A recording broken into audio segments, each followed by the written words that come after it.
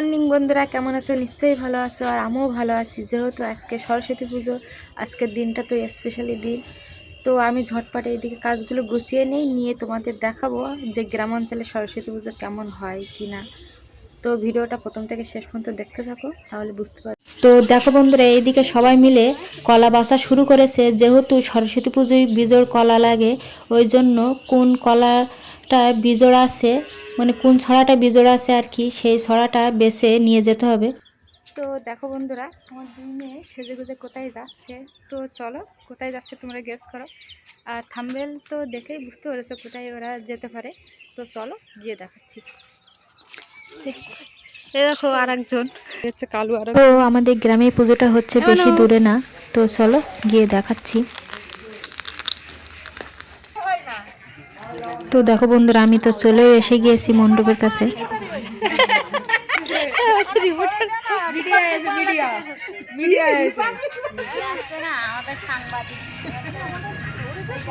আমি যদি না ছড়াই তাহলে তোরা দেখবি কি করি যে কোথায় কি হচ্ছে, কত অনুষ্ঠান।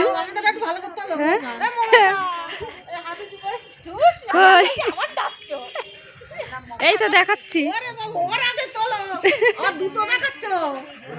আর ঠাকুরের কাছে এসে আগে প্রণাম করে নিলাম। তো তোমরা আমাকে দেখেই বলবে যে আজকের দিনে কেন শাড়ি পরনি বা পুজোয় অনুষ্ঠানে যোগ দিচ্ছ না। যেহেতু আমাদের 1 বছর না হলে কোনো পুজোর কাজে আমরা যোগ দিতে পারবো না, বা সেসব পুজোর কাজও করতে পারবো না। আমার শ্বশুরমশাই মারা গিয়েছে, এখনো 1 বছর হয়নি। তো মেয়েদের একটু সাজিয়ে গুছিয়ে ওখানে রেখে আসলাম। ওরা দূরের থেকে বসে বসে ঠাকুরটাকে দেখবে আর কি, ওই জন্য।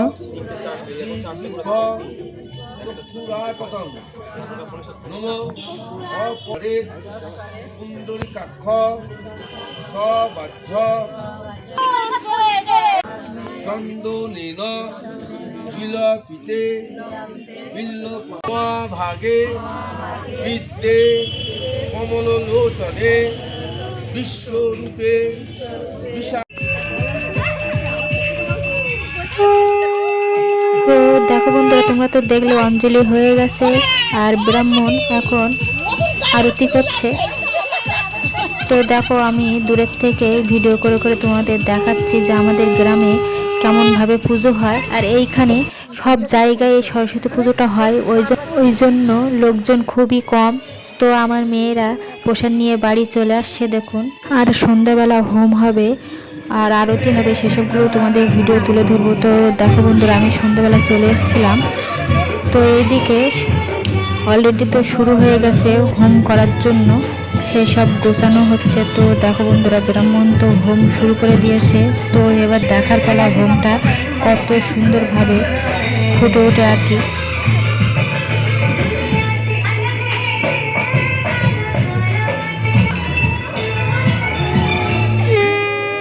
তো দেখো বন্ধুরা, কত সুন্দর অগ্নি শিখাটা জ্বলে উঠল।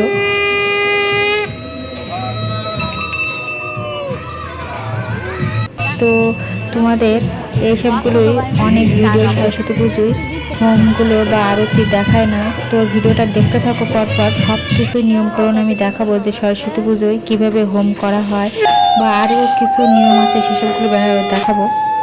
তো দেখো বন্ধুরা, এবার কিন্তু হোমের আগুনটা সুন্দরভাবে জ্বলে উঠেছে, আর দেখতেও কত সুন্দর লাগছে।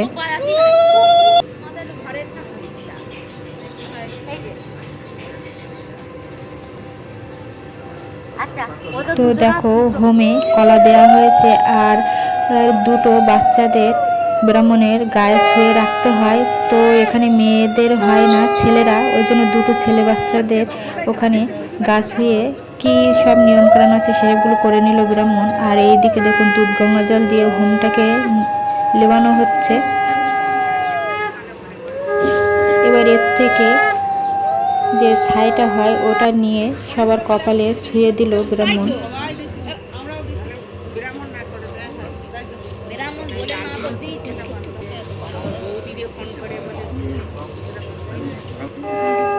তো দেখো বন্ধুরা, ব্রাহ্মণ আরতি শুরু করে দিল। প্রথমে পঞ্চপ্রদীপ 1 করে অনেক রকম দিয়ে আরতি করা হবে। তো ভিডিওটা দেখতে থাকো তোমরা যে কি কি জিনিস দিয়ে আরতি করা হয়। পাখি।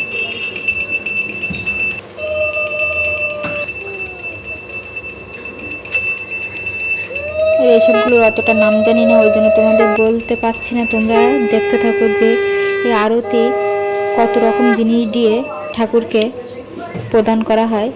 তো ব্রাহ্মণের যে নিয়ম সেগুলো ওখানে সে মানে করছে আর কি। তো আমার এই ভিডিও যদি তোমাদের ভালো লেগে থাকে অবশ্যই লাইক, কমেন্ট, শেয়ার আর সাবস্ক্রাইব করে পাশে থাকবে। দেখো পরবর্তী ভিডিও নিয়ে। তো সেই পর্যন্ত তোমরা সুস্থ থাকো, ভালো থাকো, টাটা।